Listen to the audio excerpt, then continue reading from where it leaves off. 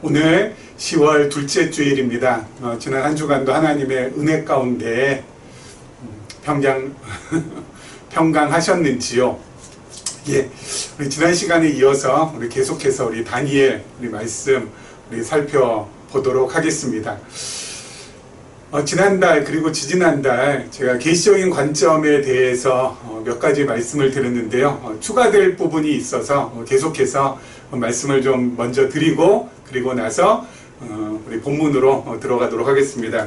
여러분 기억하시나요? 계시적 관점 해가지고 우리 5가지 정도로 요약을 좀 해드렸죠. 저희가 하나님 말씀, 우리 성경을 갖다가 보는 이 관점이 이 계시적인 관점, 이 계시라는 데 포커스를 두고 우리 하나님 말씀을 보고 있는데, 그렇게 계시적인 관점에서 성경을 보게 될 때 우리 몇 가지 이 새로운 지평이 열립니다. 바로 그것이 뭐냐면, 첫째는 우리 하나님 중심으로 성경을 보게 된다는 거죠. 계시적인 관점에서 성경을 볼 때 하나님 중심으로, 인물 중심이 아닌 하나님 중심으로 성경을 보게 된다라고 말씀을 드렸고요. 그리고 두 번째가 전체적이고, 성경은 전체적이고 또 전체 맥락적으로 맥락을 중요시 여기면서 우리 성경을 보는 것이 이 계시적인 관점이라고 했습니다. 그래서 부분이나 우리 파편적인 그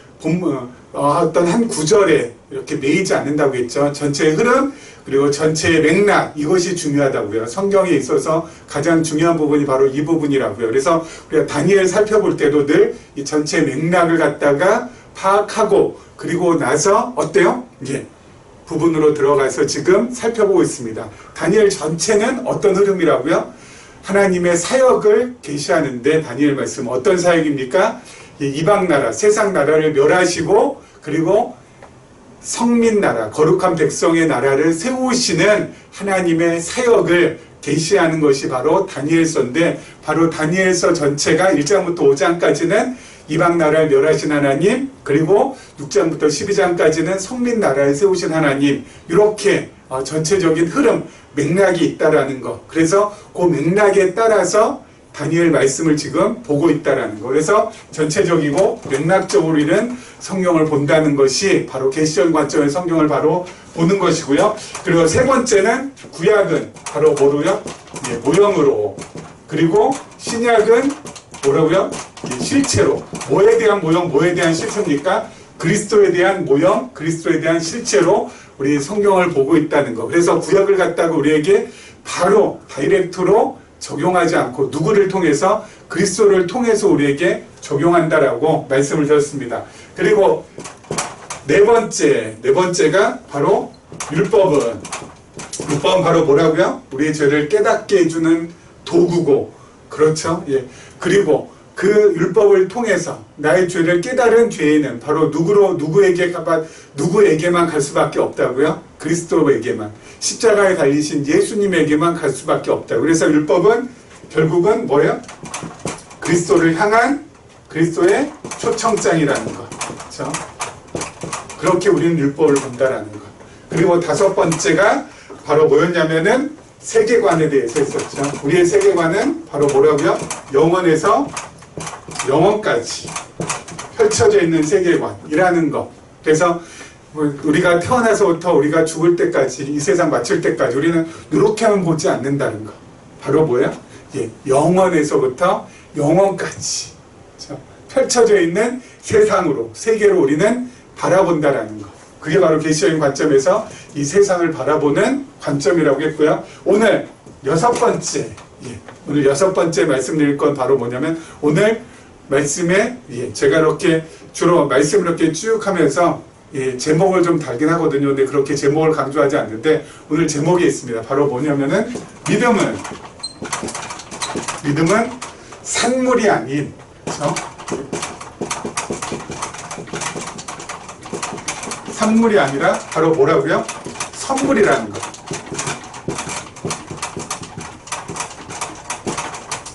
믿음은 산물이 아니라 선물이라는 것. 계시적인 관점에서 보게 되면은 믿음은 이 산물이라는 게 바로 뭐냐면은요, 내 스스로가 어때요? 생산해내는 것, 내 스스로가 만들어내는 것, 이게 바로 산물이거든요. 근데 믿음은 내 스스로 만들어내는 것이 아닙니다. 내 스스로 만들어내는 것이 아니라 믿음은 바로 뭐야? 선물이라는 거, 주어지는 것이라는 거, 주어지는 것이라는 거. 그렇죠?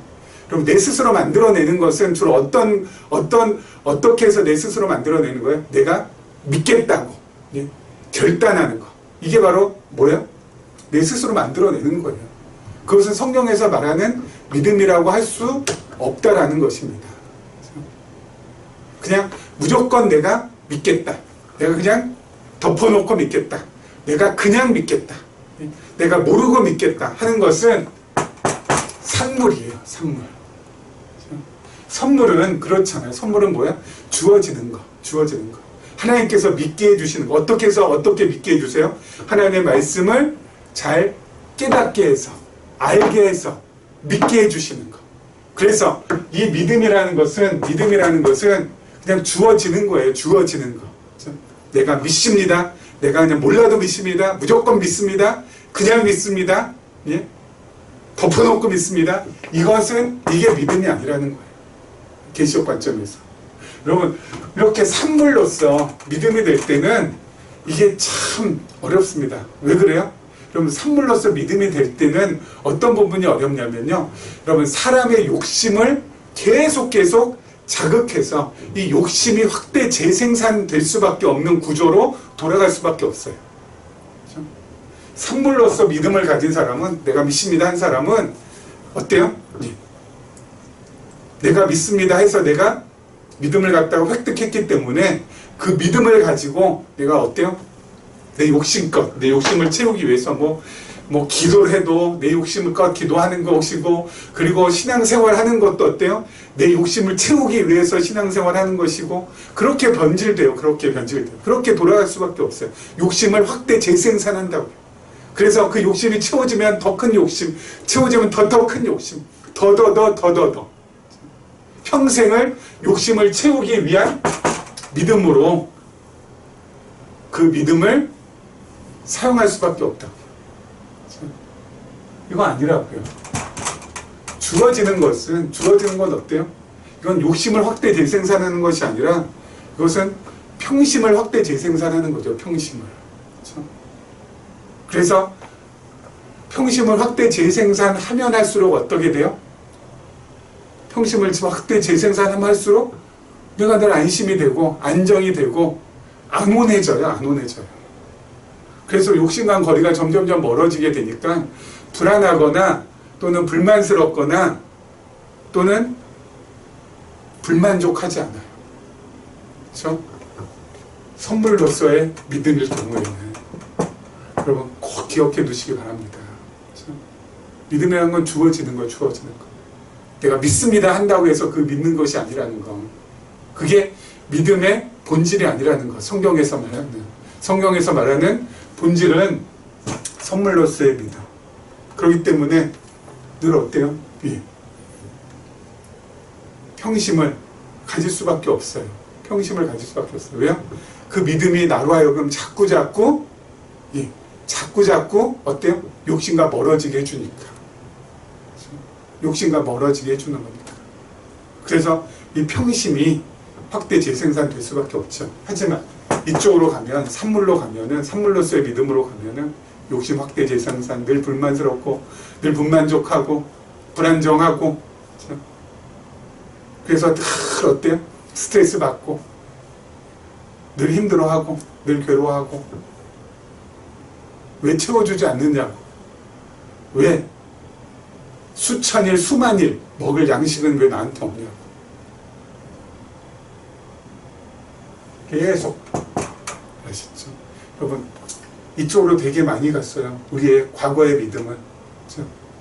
과거의 믿음은 솔직히 선물로서의 믿음이 엄청 많았죠. 하지만 이제 계시적인 관점의 성경을 우리가 이제 알게 되고 보게 됐잖아요. 이제 이쪽으로. 그렇죠? 이쪽으로. 선물로서의 믿음. 그렇죠? 믿음은 주어지는 거다. 그 믿음, 하나님께서 주신 선물이다. 감사하다. 예? 나로 하여금 이렇게 하나님의 말씀을 볼 수 있도록, 하나님의 말씀 계시적인 관점에서 하나씩 보면서 내 마음을 차분하게, 내 마음을 편안하게 그렇게 말씀이 만들어준다라는 거. 그것에 대한 감사 또 기쁨 가지고 살아갈 수 있는 거예요. 선물로서의 믿음을 소유한 사람. 아셨죠? 자, 우리 지난 시간에 이어서 우리 다니엘 말씀 계속 보도록 하겠습니다. 우리 다니엘 6장 13절부터 16절 말씀까지 먼저 살펴보도록 하겠습니다. 자, 13절입니다. 그들이 왕 앞에서 말하여 이르되 왕이여 사로잡혀온 유다 자손 중에 다니엘이 왕과 왕의 도장이 찍힌 금령을 존중하지 아니하고 하루 3번씩 기도하나이다 하니 왕이 이 말을 듣고 그로 말미암아 힘이 근심하여 다니엘을 구원하려고 마음을 쓰며 그를 건져내려고 힘을 다하다가 해가 질 때에 이르렀더라. 그 무리들이 또 모여 왕에게로 나아와서 왕께 말하되 왕이여 메대와 바사의 규례를 아시거니와 왕께서 세우신 금령과 법도는 고치지 못할 것이니이다 하니 이에 왕이 명령하며 다니엘을 끌어다가 사자굴에 던져 넣는지라. 왕이 다니엘에게 이르되 내가 항상 섬기는 너의 하나님이 너를 구원하시리라 하니라. 자, 여러분 오늘 이 본문을 보면은 결국 다니엘이 사자굴 속으로 들어갑니다. 그야말로 그냥 이렇게 죽으러 들어가는 것이죠. 자, 우리가 이 본문 표면적으로만 보면요, 다니엘을 시기, 질투, 미워하는 그 사람들에 의해서 다니엘이 모함받아서 결국 사자굴에 들어갈 수밖에 없는 이 상황에 놓여지는 것이구나. 표면적으로 보면 그렇잖아요. 그래서 이 다니엘을 미워하고 시기하고 질투한 저 사람들은 정말 나쁜 사람들이고 그 사람들은 원망의 대상이고 그 사람들은 없어져야 될 대상이고. 그렇죠? 다니엘도 만약에 그렇게만 봤다면은 어때요? 너무 억울하고, 그렇죠? 너무 어렵고 그리고 분노에 차올랐을 것이에요. 그렇죠? 자기를 모함해서 덫에 걸리게 해서 함정에 빠지게 해서 그렇다면 너무 억울하고, 그렇죠? 자기를 그렇게 모함한 무리들 미워하고, 그렇죠? 저주하고 막 그랬을 것이에요. 표면으로만 보면. 그런데 여러분 우리는 표면이 아니라 뭘 봐야 된다고요? 그 이면을 봐야 되고 궁극을 봐야 되고 근본을 봐야 되고 그래야 돼요. 성경은. 표면적으로는 다니엘 미워하는 사람들이 다니엘을 갖다 사자굴에 집어넣었지만은 결국은 뭐예요? 하나님께서 다니엘을 사자굴 속으로 들어가게 섭리하신 거예요. 만드신 거라고요. 왜 하나님께서 그렇게 다니엘을 모함받아서 사자굴에 들어가도록 하셨을까요? 사자굴에 들어가게 하신 그 이유는 뭘까요? 지난 시간에 잠깐 말씀드렸지만 첫 번째는 바로 뭐라고요? 첫 번째는 하나님의 절대적인 능력을 알게 하시려고. 왜요? 다니엘이 사자굴에서 사자들에게 죽임당하지 않고 다시 살아나오는 것을 하나님께서 보여주셔서 하나님의 절대적인 능력을, 하나님의 능력을 보여주시기 위한 것이라고 말씀드렸습니다. 그래서 이런 하나님의 능력을 보여주셔서 결국 뭐예요? 이스라엘 백성들로 하여금 아직까지 포로 상태에서 풀려나고 있지 않은 이스라엘 백성들로 하여금 뭐예요? 다시 한번 소망과 희망을 가질 수 있도록. 그렇죠? 야, 하나님께서 정말 살아계시구나. 하나님께서 정말 섭리하시고 역사하시구나. 우리 다니엘 선지자가 사자굴에 모함받아서 들어갔지만, 사람들 모함을 받아서 들어갔지만 사자들이 다니엘을 해하지 못하고 다니엘이 살아나왔구나. 하나님 정말 살아계시다. 하나님 정말 대단한 하나님이시다. 이걸 갖다가 이스라엘 백성들이 새로운 소망을 갖게 해서 결국 뭐예요? 하나님은 성민 나라를 반드시 세워가시는 하나님이시구나. 약속하신대요. 그 약속대로 하나님께서는 거룩한 백성의 나라, 하나님의 친백성의 나라, 하나님의 나라를 세워가시는 놀라운 하나님이시구나. 이것을 깨달아 알게 하기 위해서 다니엘로 하여금 모함받아서 어때요? 사자굴에 들어가게끔 하시는 거라고요. 이걸 통하여서 자신의 능력과 자신이 사랑하시는 자녀들, 백성들을 어때요? 위로하고 새로운 희망을 불러일으키고 결국 하나님 자신은 약속을 저버리지 아니하시는 약속대로 신실하게 지켜나가는 그 하나님이라는 것을 보여주셔서 오고 오는 모든 세대로 하여금 하나님을 어때요? 믿을 수 있도록, 신뢰할 수 있도록, 의지할 수 있도록 그렇게 만들어 가시는 거라고요. 그래서 다니엘이 모함받아서 들어가는 거예요. 모함받아서 들어가는 거예요. 자, 우리 몇 절이죠? 예, 16절 한번 다시 한번 볼까요? 16절에 보면요. 왕이 다니엘에게 이르되 네가 항상 섬기는 너의 하나님이 너를 구원하시리라 하니라. 아멘. 자, 여러분 지금 이 이방왕 누구야? 이방왕 다리오가 뭐라고 합니까? 다니엘에게 항상 섬긴 너의 하나님 너를 구원하시리라. 어쩔 수 없이 사적으로 이렇게 들어가게끔 하지만은 다니엘이 정말 구원받았으면 좋겠다. 살았으면 좋겠다. 너희 하나님이 너를 정말 구원하시겠다.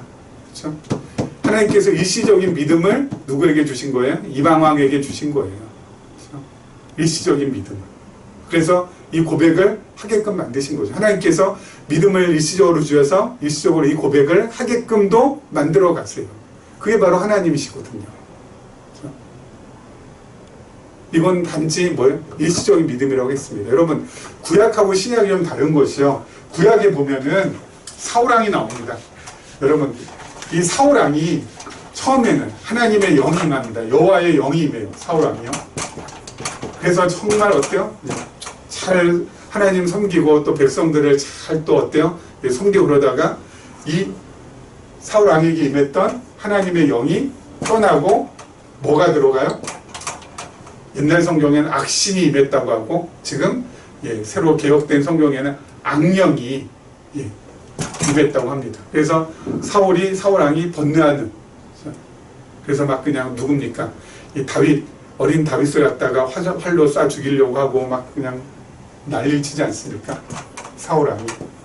그럼 구약시대 때는 하나님께서 믿음을 주시기도 하시고 믿음을 어때요? 떠나기도 하세요. 구약에서는 그래요. 하나님께서. 그렇죠?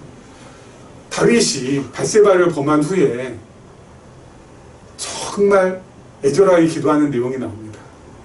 그 기도하는 그 내용이 바로 시편 51편 11절에 있거든요. 잘 아시는 말씀이에요. 뭐냐면요.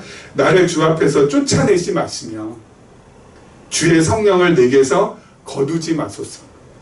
왜냐하면 봤으니까 주의 영이 떠나가는 것을. 그래서 다윗이 밧세바 범한다면 하나님께서 자신에게도 자신 쫓아낼까봐 그리고 주의 영을 거두어갈까봐 성령을 거두어갈까봐 이런 간절한 기도를 올려요.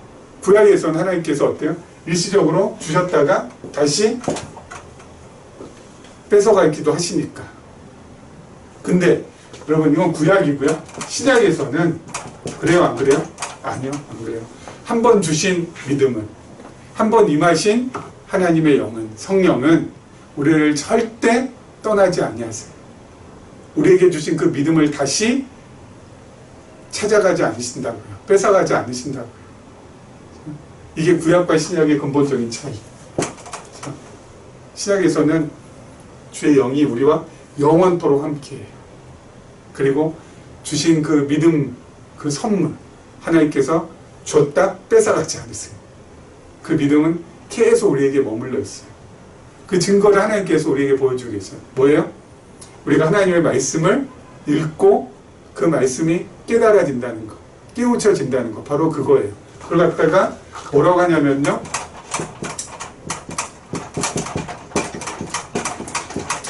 하나님께서, 성령께서 조명하신다고 하거든요. 빛을 줬자 밝을 명자, 밝게 비춰주신다고. 우리가 깨달을 수 있도록. 우리가 지금 하나님의 말씀을, 다니엘 말씀을 지금 계속 지금 보고 있는데 그 말씀이 이렇구나 전체 흐름, 전체 맥락에 비춰서 그렇구나 이런 하나님이시구나. 맞다, 하나님 정말 멋지신 분이시구나, 대단하신 분이시구나, 정말 놀라우신 분이시구나. 그 하나님이 어때요? 더욱더 우리가 깨달아가고 알아가고 하는 바로 그거. 무엇을 통해서? 성경 말씀을 통해서. 그게 바로 지금 계속 어때요? 우리와 지금 함께하고 계시다라는 증표예요, 증표. 밝게 비춰주시는 거, 조명해 주시는 거. 계속 우리가 어때요? 하나님의 말씀을 지금 계속 깨우쳐 나가고 있잖아요. 밝히, 비춰 나가고 있잖아요. 그게 바로 우리와 함께 하신다는 거. 그렇죠? 함께 하신다는 거. 이거에 대한 확인, 확증이라고 해요. 그렇죠?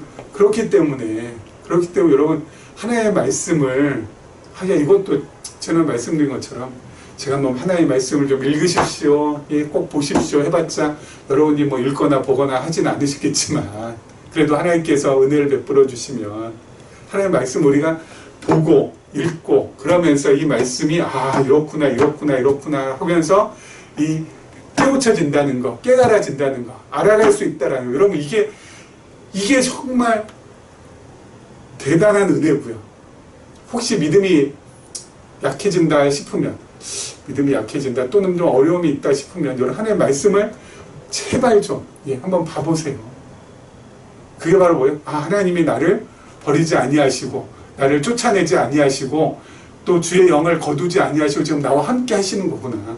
살아계신 하나님께서 지금 나와 함께 하고 있는 거구나. 여러분, 지금 우리가 눈에는 안 보이잖아요. 그렇죠? 눈에는 안 보이잖아요. 우리의 오감으로는 포착이 안 되잖아요. 그 하나님을 우리가 포착할 수 있는 유일한 방법은 우리가 말씀을 대할 때, 우리 말씀을 살펴볼 때 그 말씀이 깨달아지는 거, 알아지는 거, 그 말씀 속에서 하나님을 깊이 배워갈 수 있는 거, 이거거든요. 그렇죠? 말씀을 통해서 우리가 하나님을 발견할 때 하나님이 나와 함께 하시다라는 것을 우리가 어때요? 느낄 수 있어요. 그러니까 그냥 혼자서 내가 막 여러 가지 문제가 있는데 혼자서 이 문제 풀고 저 문제 풀고 하면서 이렇게 발버둥 저렇게 발버둥 하면서 그냥 하루 종일 일주일 내내 한 달 내내 그렇게 발버둥 치면서 살아가지 마시고 스스로의 힘으로 뭔가 해보고자 먼저 풀어가보자. 그렇게 그냥 기쓰면서 살아가지 마시고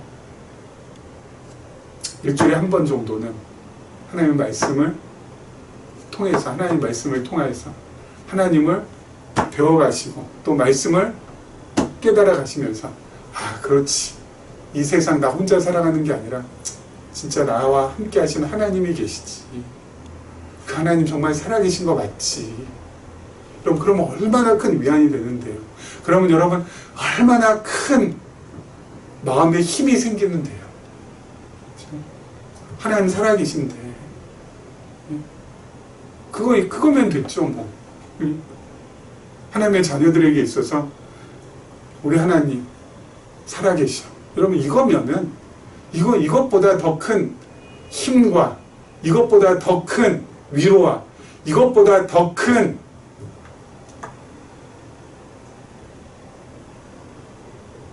은혜 없잖아요. 그렇지 않습니까? 그러면서 살아가는 거죠. 자, 우리 그 다음 절 한번 보죠. 17절부터 20절 말씀입니다. 17절부터 20절 말씀 보도록 하겠습니다. 이에 돌을 굴려다가 굴 어귀를 막음에 왕이 그의 도장과 귀족들의 도장으로 봉하였으니 이는 다니엘에 대한 조치를 고치지 못하게 하려 함이었더라. 왕이 궁에 들어가서는 밤이 새도록 금식하고 그 앞에 오락을 그치고 잠자기를 마다하니라. 이튿날에 왕이 새벽에 일어나 급히 사자굴로 가서 다니엘이 든 굴레에 가까이 이르러서 슬피 소리질러 다니엘에게 묻되 살아계신 하나님의 종 다니엘아, 내가 항상 섬긴 내 하나님이 사자들에게서 능히 너를 구원하셨느냐 하니라. 다리오 왕이요, 이 밤새 한숨 못 자고 이 다니엘이 사자굴에 들어가서 이거 과연 어떻게 됐을까, 지금 식음을 좀 피하고 이렇게 보냈어요. 여러분, 다리오 왕의 믿음이 임시 방편적이라는 것을 이걸 통해서도 알 수 있죠. 여러분, 정말 찐 믿음이었다면, 다리오 왕에게 하나님께서 주신 그 믿음이 정말 찐 믿음이었다면, 임시 방편적인 것이 아니라 진짜 믿음이었다면 이 다리오 왕은 정말 편히 잠 잤을 거예요. 그럼 사도행전에 보면은 헤롯 왕이 야고보를 칼로 목 베어 죽이고 그리고 사도 베드로를 갖다가 옥에 잡아둡니다. 베드로는 그 다음 날이면 이제 형장의 이슬로 사라질 판이에요. 그런데 베드로가 옥 안에서 어떻게 하고 있는지 사도행전을 살펴보면요, 두 군인들 틈 사이에서 군인이 딱 두 군인들 그 틈 사이에서 쇠사슬을 차고 뭐 하고 있냐면은 잠을 잡니다. 그러면 내일 아침에 형장의 이슬로 사라질 것을 베드로라고 왜 몰랐겠어요? 그러면 만약에 내일 아침에 내가 죽는다면은 여러분 밤새 잠이 올까요? 예? 내일 아침 나 죽어. 그러면은 여러분 잠이 올까요? 그래서 그런지 과거에 어떤 교도관 이렇게 쓴 글을 보면은요, 절대 사형수들에게는 언제 죽을지 알려주지 않는다고 해요. 그렇죠? 미리 알려주면 어때요? 미리 알려주면 미리 죽어 있어요. 너 내일 아침에 너 죽을 거야 절대 알려주지 않아요. 그래서 아침에 산책을 한다고 합니다. 제가 왜 옛날에 이 벌써 10년도 넘은 이 책에서 본 글이 지금 생각나죠. 참 희한하네요. 그래서 아침에 산책을 하는데 산책하고 다시 교도소로 가는 길과 그리고 형장으로 가는 길, 그렇게 나누어진대요. 그래서 늘 이제 그 교도소 안으로 다시 들어가는 그 길로 가면은 이제 되는데, 갑자기 형장으로 가는 길에 딱 접어들면 그때부터 어때요? 그 사형수는 걸음을 못 걷는다고 합니다. 오금이 저리고 너무 무서워서. 그래서 질질질 끌려간다고 하더라고요. 그래서 절대 자기가 언제 죽을지 알려주질 않는데요. 근데 뭐 옛날에 2000년 전에 뭐 그런 게 있었나요? 베드로 잡혔습니다. 당장 내일 죽습니다. 그러면은 그걸 안다면은 베드로가 한숨 자지 못했을 거예요. 그렇죠. 잠이 온다는 그게 너무 희한한 거죠. 잠이 안 와야죠. 죽음을 앞두고 있는데. 예? 근데 베드로가 잠을 잡니다. 얼마나 잠을 쿨쿨 잤으면은 주의 사자가 베드로를 갖다가 이제 풀어서 옥에서 이제 풀어내려고 이렇게 왔는데, 주의 사자가 어때요? 베드로를 갖다가 띄워서가 안 되니까 옆구리를 갖다가 찔렀다고 합니다. 옆구리 쿡 찔리니까 그때서야 일어났다고요. 얼마나 시게 잤으면. 베드로가 이렇게 잘 수 있었던 이유는 뭡니까? 딱 하나예요. 죽어도 좋다라는 거. 죽어도 좋다라는 거. 왜 좋을까요? 사랑하는 주님 품에 안기니까. 죽어도 좋다는 거. 죽어도 좋습니다. 주님 품 안기면 되니까. 주님 너무 보고 싶었어요. 주님 너무 보고 싶었어요. 몇 년 동안 주님 만나지 못하니까 너무 보고 싶었어요. 주님 만나러 갑니다. 그 마음 딱 드니까 어때요?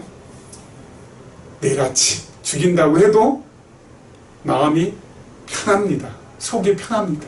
마음 편하고 속 편하니까 잠도 오는 거예요. 그렇지 않겠어요? 여러분, 다니엘이 사자굴에 들어갑니다. 사자굴에 들어가지 않을 방법이 있었죠. 지난주에 말씀드렸잖아요. 30일 동안 예루살렘 성전을 향하여서 기도하지 않으면 돼요. 31일째부터 기도하면 돼요. 한 30일 쉬자. 그런 다음에 그냥 넘어갈 수 있죠. 근데 그렇지 않아요. 기도했습니다. 죽을 줄 알면서도. 그리고 사자굴에 들어갑니다. 왜 들어갈까요? 하나님께서 나로 하여금 사자의 밥이 돼서 죽게 할 것이며, 그거 역시 뭐예요? 하나님의 뜻이다. 그러면 그 뜻대로 하나님께서 되게 하실 건데, 내가 뭐 이런 죽음을 피하려고 아무리 발버둥 친다고 한들 피할 수 있겠냐 라는 거죠. 또 사자굴에 들어가서 하나님께서 살리실 거라면, 그것이 하나님의 뜻이라면 어떤 방법으로 하나님께서 살리실 것이다. 하나님께서 죽이시고자 하시면 죽이실 것이고, 살리고자 하실 것이면 살릴 것이다. 죽이고자 하는 것이 하나님의 뜻이라면 그거 역시 이루어지는 것이 좋은 거고, 살리는 것이 하나님의 뜻이라면 그거 역시 이루어지는 거 다 좋은 거다. 이래도 저래도 다 나에게 있어서는 유익이라, 나에게 있어서는 좋은 것이라, 이렇게 마음 먹으니까 담대하게 그냥 들어갈 수 있는 거예요. 무서운 것이 없는 거예요. 하나님 내 영혼을 받으소서 하면서 그냥 가는 거예요. 가는 거예요. 예? 그럼 우리들도 마찬가지 아닐까요? 그렇죠? 이렇게 돼도 저렇게 돼도 다 하나님의 뜻인데 그거 그냥 다 받아들이면 되는 거거든요. 죽는 것도 받아들이고 사는 것도 받아들이고, 이렇게 받아들이면은, 이 둘 다를 전부 다 받아들일 수 있다면은 어때요? 담대해지지 않겠어요? 여러분, 담대해진 사람은 아까 말씀드렸죠. 속 편합니다. 속이 편해요. 그래서 잠도 잘 와요. 그렇죠? 이것은 안 되고 이것만 돼야 됩니다. 예? 이건 절대 이래서는 안 되고요. 이렇게만 돼야 됩니다. 예? 하나님 제발 이렇게만 되게 해주세요. 그럼 어때요? 힘들어요. 그렇죠? 왜요? 이렇게도 될 가능성이 있는데 이렇게 되면 안 되니까 스트레스 받죠. 어렵죠. 예?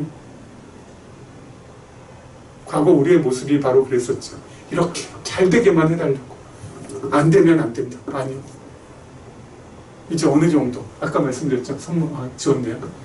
선물로 받은 믿음을 가진 사람이라면 안 돼도 돼도 다 받아들일 수 있고요.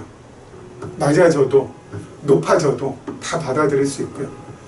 가난뱅이가 돼도 부자가 돼도 다 받아들일 수가 있고요. 살아도 죽어도 다 받아들일 수가 있게 되는 거죠. 그걸 다 받아들일 수 있어야 마음이 편해요.